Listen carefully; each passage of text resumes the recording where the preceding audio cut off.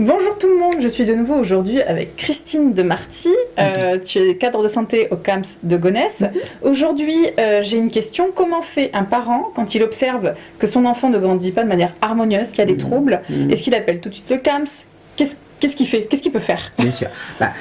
Si le parent a des inquiétudes sur le développement de son enfant, la première chose à faire, c'est d'aller voir son pédiatre ou son médecin traitant qui va lui poser un diagnostic ou observer des éléments cliniques qui pourraient être nécessaires d'explorer. Des examens complémentaires, on vérifie l'audition, on vérifie un certain nombre d'éléments comme ça.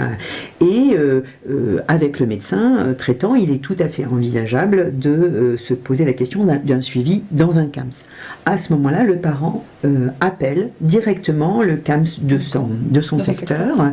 Et puis, une infirmière va le recevoir téléphoniquement dans un premier temps pour recueillir les informations.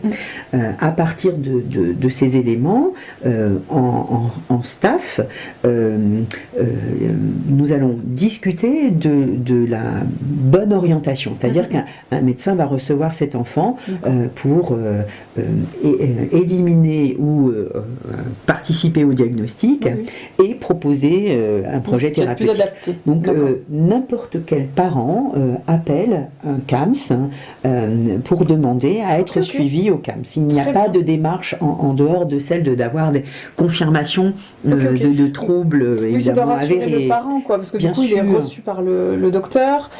Est-ce qu'il y a une prise en charge aussi de la fratrie, de la sororité? Comment ça se passe? Oui, tout à fait. Alors, il faut savoir qu'un CAMS, ce n'est pas seulement un lieu où on accueille l'enfant de 0 à 6 ans, c'est aussi on accueille le parent et on peut proposer des soutiens, des groupes de parole et même des prises en charge individuelles aux parents et aux fratries.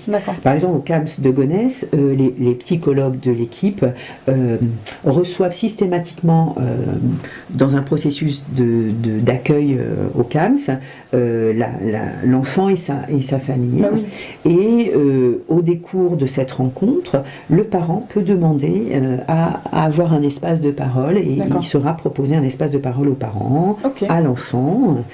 Et puis on propose aussi des groupes de fratrie, où les frères et sœurs peuvent dans un espace,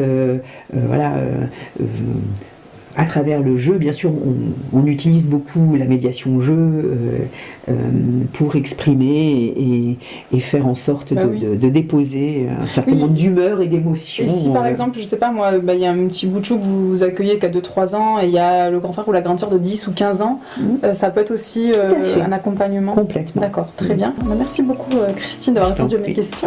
Merci à vous de nous avoir écoutés. On vous dit à bientôt. Au revoir.